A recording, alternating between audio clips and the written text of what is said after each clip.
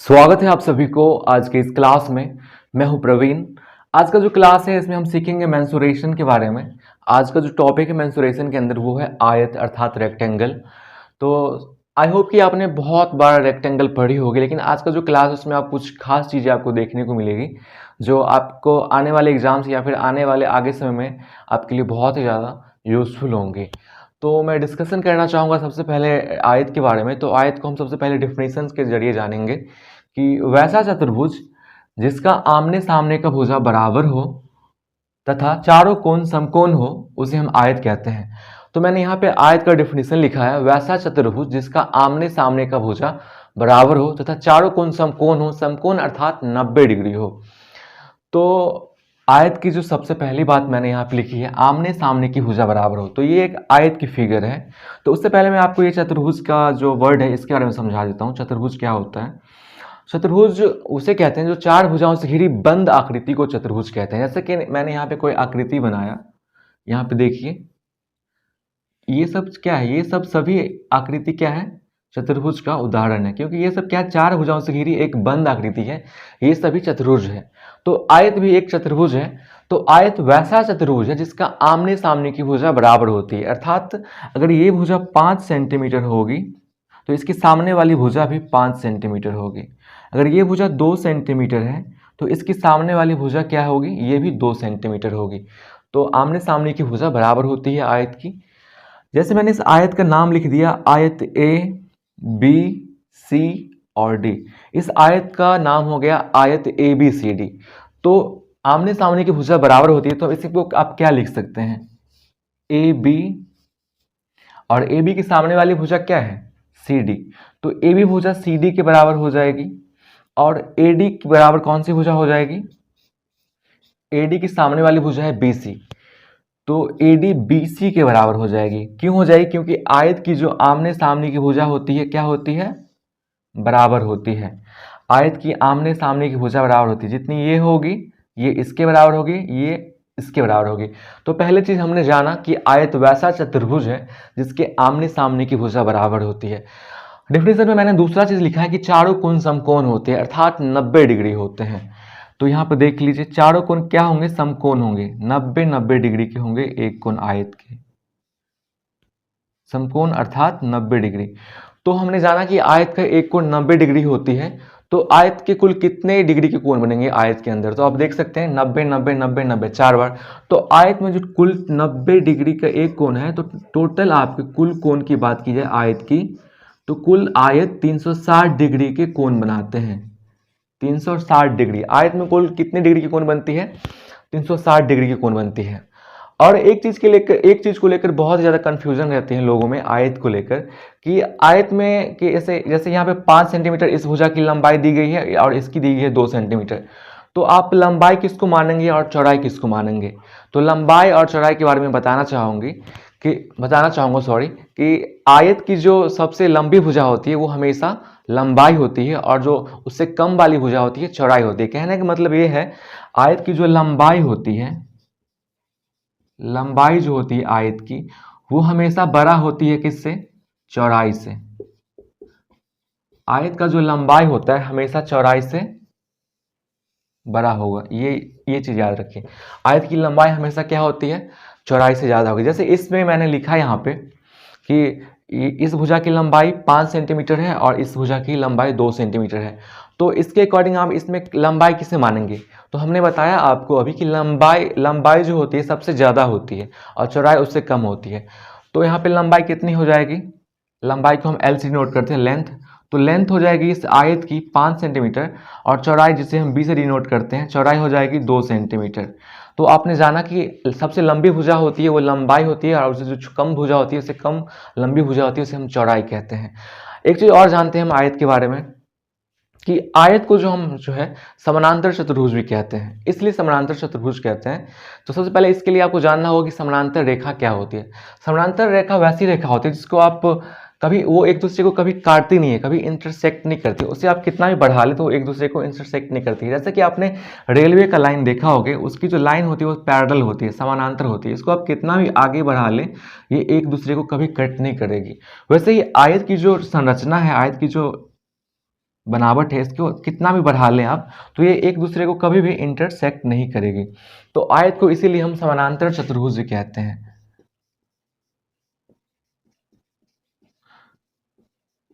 आयत को हम समानांतर चतुर्भुज भी कहते हैं। तो आयत को समानांतर चतुर्भुज क्यों कहते हैं आपने जाना, क्योंकि आयत की जो भुजाएं हैं उसको आप कितनी लंबी बढ़ा लें, आगे पीछे ऊपर नीचे, तो वो एक दूसरे को कभी इंटरसेक्ट नहीं करेगी, एक दूसरे को कभी काटेगी नहीं। और समानांतर रेखा की यही डिफिनेशन होती है कि दो रेखाएं वैसी रेखाएं जिसको आप अनंत तक बढ़ाएं तो एक दूसरे को कभी काटे नहीं, एक दूसरे को कभी इंटरसेक्ट नहीं करे। जैसे कि आपने रेलवे की लाइन देखी होगी, रेलवे की जो पटरी होती है वो अनंत तक बड़ी होती है, अनंत तक नहीं, एक निश्चित डिस्टेंस तक बड़ी होती है, लेकिन एक दूसरे को कभी काटती नहीं है। और जनरली जो फिगर्स होते हैं वो दो तरीका के होते हैं, तो या तो वो 2D फिगर होंगे या तो 3D फिगर होंगे। अब ये बात रही 2D और 3D फिगर में क्या अंतर होती है। 2D फिगर की बात की तो इसमें बस लंबाई होती है और चौड़ाई होती है, जबकि 3D फिगर की बात की जिसमें लंबाई, चौड़ाई और ऊंचाई तीनों ही होती है। 3D फिगर में क्या बात होती है, लंबाई, चौड़ाई, ऊंचाई तीनों होती है, जबकि 2D फिगर में क्या होती है, सिर्फ लंबाई होती है और चौड़ाई होती है। तो आयत को आप किस कैटेगरी में रखेंगे, आयत एक 2D फिगर के अंदर आ जाएगी। क्यों आ जाएगी, क्योंकि आयत में सिर्फ लंबाई होती है और चौड़ाई होती है, जिसके कारण हम आयत को एक 2 डायमेंशनल फिगर कहेंगे। तो बात है 3D फिगर कौन सी होगी, जैसे आपने घनाभ की बात कर गई, घनाभ होती है, घन होती है, ये सब क्या होती है, ये आ जाती है 3D फिगर में। तो जाना कि आयत के बारे में मोटा मोटी मैंने आपको ये बताया कि आयत की आमने सामने की भुजा बराबर होती है, आयत की कुल 360 डिग्री की कोण बनती है और आयत की प्रत्येक कोण 90 डिग्री की होती है। और आयत की लंबाई और चौड़ाई के बारे में मैंने आपको बताया कि आयत की जो लंबाई होती है हमेशा चौड़ाई से बड़ी होती है। तो सबसे लंबी भुजा को हम लंबाई कहेंगे और उससे छोटी भुजा को हम चौड़ाई कहेंगे। तो ये थी आयत के बारे में कुछ जानकारियाँ। जानते हैं और भी बहुत सारी चीज़ें आयत के बारे में। अब हम जानेंगे आयत के परिमाप के बारे में।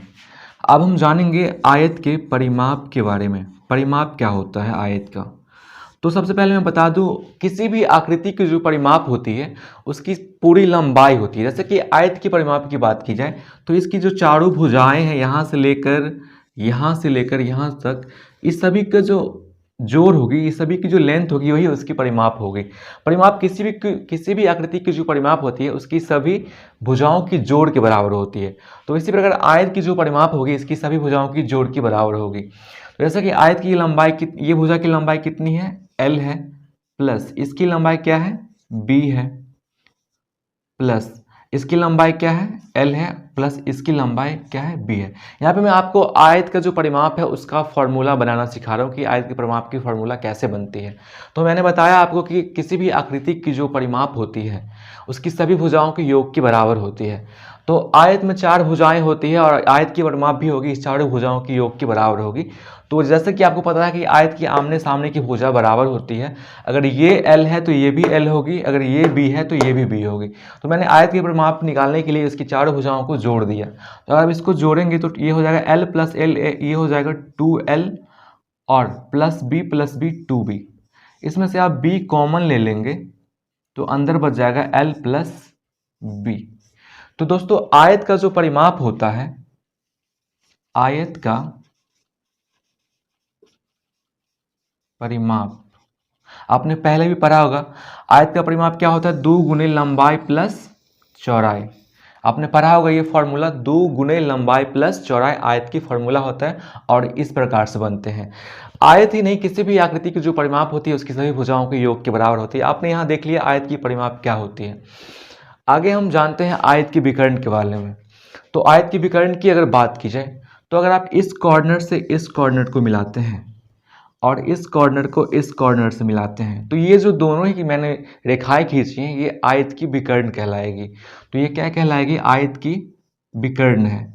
विकर्ण को हम अंग्रेजी में डायगोनल कहते हैं, इसे हम D से डिनोट करते हैं। जैसे मैंने अगर इस आयत का कुछ नाम दे दिया, इस आयत का मान लीजिए नाम हो गया आयत ABCD, इस आयत का नाम हो गया ABCD। तो मैं आयत की विकर्ण की जो प्रॉपर्टीज है, उसकी जो गुण है उसके बारे में बताता हूँ। आयत के जो विकर्ण होते हैं, आयत में सबसे पहले बात देखेंगे आप, दो विकर्ण होते हैं, एक विकर्ण होगी AC और दूसरी विकर्ण होगी BD। तो विकर्ण के बारे में जो सबसे पहली बात बताना चाहूंगा कि आयत की विकर्ण, दोनों ही विकर्ण की जो लंबाई होती है वो बराबर होती है।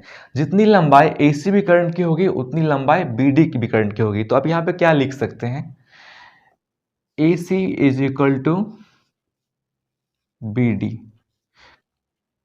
क्योंकि विकर्ण की लंबाई क्या होती है, आयत की दोनों विकर्ण की लंबाई बराबर होती है। ये थी विकर्ण की पहली प्रॉपर्टीज। दूसरी प्रॉपर्टीज ये है कि आप देख रहे हैं ये दोनों ही विकर्ण एक दूसरे को इंटरसेक्ट कर रही है। मान चलिए यहाँ पे बिंदु O पर, पॉइंट A पे एक दूसरे को काट रही है, एक दूसरे को विभाजित कर रही है, ये दोनों ही लाइन।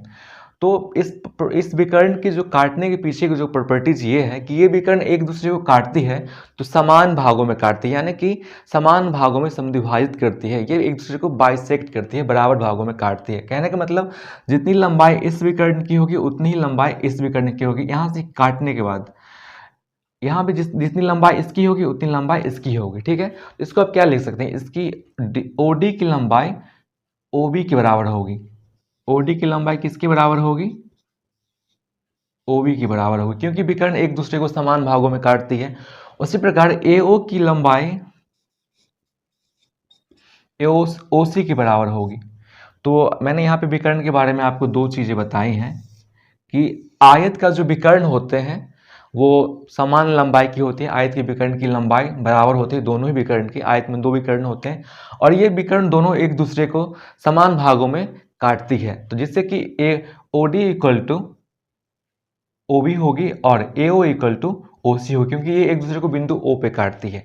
विकर्ण से ही आगे आगे की ओर बढ़ते हैं, विकर्ण में आगे देखते हैं कुछ नहीं। जैसे कि आपको पता है कि आयत की प्रत्येक कोण का नाप 90 डिग्री की होती है, तो ये 90 डिग्री होगी। इसमें अगर मैं एक विकर्ण खींचता हूँ यहाँ से यहाँ तक, अगर इस आयत की लंबाई L दी गई है और चौड़ाई B दी गई है, अगर हमसे पूछा जाए कि विकर्ण क्या होगी, यानी कि हमको अगर विकर्ण निकालने के लिए कहा जाए इस आयत का, विकर्ण को हम D से यहाँ पर डिनोट कर रहे हैं, तो हम कैसे निकालेंगे अगर हमको लंबाई और चौड़ाई दे रखी हो तो इस फिगर को आप गौर से देखिए, यहाँ से यहाँ तक, यहाँ से यहाँ तक आप गौर से देखेंगे तो ये एक रेक्टेंगल का निर्माण हो रहा है। कुछ इस प्रकार से एक रेक्टेंगल बन रही है जो कि समकोण त्रिभुज बन रही है। ये कोण 90 डिग्री है और 90 डिग्री के सामने वाले भुजा को हम क्या कहते हैं, कर्ण कहते हैं, यानी कि ये कर्ण कहलाता है, कर्ण होती है। तो हम और इसको हम आधार कहेंगे, B से डिनोट करते हैं, और इसको लंब कहते हैं, तो कुछ इस प्रकार से यहाँ पे विकर्ण बन रही है। तो आप यहाँ पे पाइथागोरस प्रमेय से आसानी से हम कर्ण निकाल लेते हैं। तो कर्ण निकालने की फॉर्मूला क्या होती है, कर्ण बराबर होता है कर्ण का स्क्वायर बराबर लंब का स्क्वायर प्लस आधार का स्क्वायर। ये पाइथागोरस प्रमेय से पता होता है, हमको पता है, हम लोग जानते हैं इस बात को। तो यहाँ पे हमें विकर्ण निकालना है और यहाँ पे समकोण त्रिभुज की फॉर्मेशन हो रही, समकोण त्रिभुज बन रही है। तो इसके सामने वाली भुजा विकर्ण है, अर्थात यहाँ पे ये कर्ण हो जाएंगे।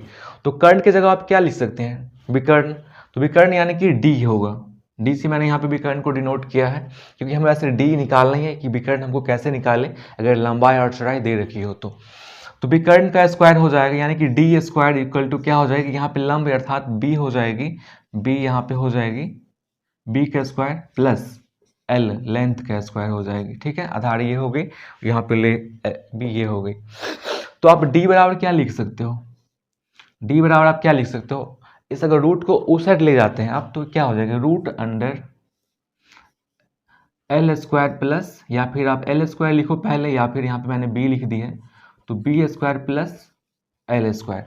तो आप बहुत ही आसानी से ये फाइंड कर सकते हैं, अगर किसी भी किसी भी आयत का अगर लंबाई और चौड़ाई दे रखी हो तो आप विकर्ण बहुत ही आसानी से निकाल सकते हैं, या फिर अगर विकर्ण दे रखी हो तो विकर्ण और लंबाई दे रखी हो तो चौड़ाई निकाल सकते हैं, और चौड़ाई और विकर्ण दी गई हो तो लंबाई निकाल सकते हैं।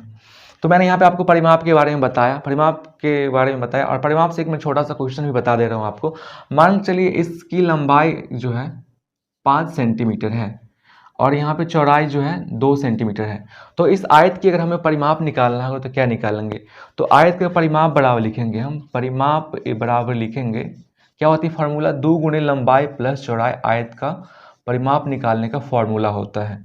तो यहाँ पे आयत की जो लंबाई है वो है 5 सेंटीमीटर और चौड़ाई है 2 सेंटीमीटर।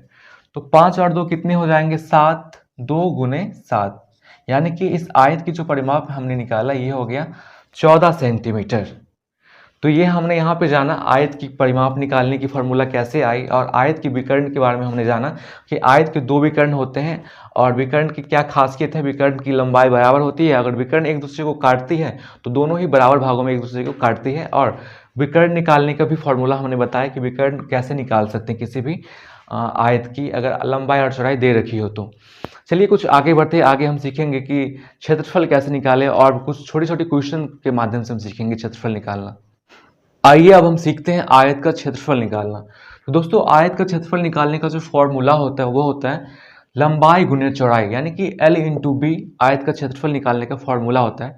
इसे हम क्वेश्चन के माध्यम से सीखते हैं। जैसे कि एक आयत दिया गया है और आयत की लंबाई दी गई है 8 सेंटीमीटर और चौड़ाई दी गई है 3 सेंटीमीटर। तो हमें इस आयत का परिमाप और क्षेत्रफल निकालना है। तो सबसे पहले हम लिखेंगे आयत का क्षेत्रफल बराबर, तो आयत का क्षेत्रफल का फॉर्मूला अभी मैंने आपको बताया लंबाई गुने चौड़ाई होती है। तो इस आयत की क्षेत्रफल का फॉर्मूला होती है लंबाई गुने चौड़ाई। तो इस आयत की लंबाई कितनी है? 8 सेंटीमीटर और चौड़ाई कितनी है? 3 सेंटीमीटर। तो कितनी हो जाएगी? 8 त्रिक 24 और सेंटीमीटर स्क्वायर, ठीक है। क्योंकि सेंटीमीटर स्क्वायर इसलिए हो क्योंकि सेंटीमीटर सेंटीमीटर मल्टीप्लाई हो जाएगी तो सेंटीमीटर स्क्वायर हो जाएगी। और वैसे भी क्षेत्रफल की जो यूनिट होती है वो होती है स्क्वायर में होती है, मीटर स्क्वायर, सेंटीमीटर स्क्वायर, इस प्रकार से होती है। अगर इसी आयत को हमको परिमाप निकालने के लिए कहा जाए तो हम क्या लिखेंगे? आयत का परिमाप बराबर, पीछे हमने आयत की परिमाप की फॉर्मूला देखी है। तो आयत की परिमाप की जो फॉर्मूला होती है 2 गुने लंबाई प्लस चौड़ाई होती है। तो इस आयत की लंबाई कितनी है? 8 और चौड़ाई कितनी है? 3। तो ये कितनी हो जाएगी? 2 गुने 11 अर्थात 11 दूना 22। तो इस आयत की परिमाप हो जाएगी 22 सेंटीमीटर। तो आप इस प्रकार से किसी भी आयत का परिमाप और क्षेत्रफल निकाल सकते हैं। चलिए आगे बढ़ते हैं हम विकर्ण वाले सवाल के अंतर्गत। अभी मैंने आपको पीछे विकर्ण के बारे में बताया कि विकर्ण हम किसी भी आयत का कैसे फाइंड कर सकते हैं। तो जैसे कि इस आकृति में आप देख रहे होंगे, इस आयत की लंबाई दी गई है 4 सेंटीमीटर और चौड़ाई दी गई है 3 सेंटीमीटर। हमें इस आयत की विकर्ण निकालना है, विकर्ण फाइंड करनी है। तो जैसे कि आपको पता है आयत की प्रत्येक कोण 90 डिग्री की होती है, तो ये 90 डिग्री हो जाएगी। यहाँ पे एक समकोण त्रिभुज की फॉर्मेशन हो रही है। तो जैसे कि आपको पता है आयत की सामने सामने की भुजा बराबर होती है, आमने सामने की, तो ये 4 है तो ये भी 4 होगी। तो हमने पीछे आपको विकर्ण निकालने की फॉर्मूला बताया है। डी बराबर क्या होती है? डी बराबर होती है रूट डी बराबर, डी को हम विकर्ण से डिनोट, विकर्ण को डी से डिनोट करते हैं, डायगोनल।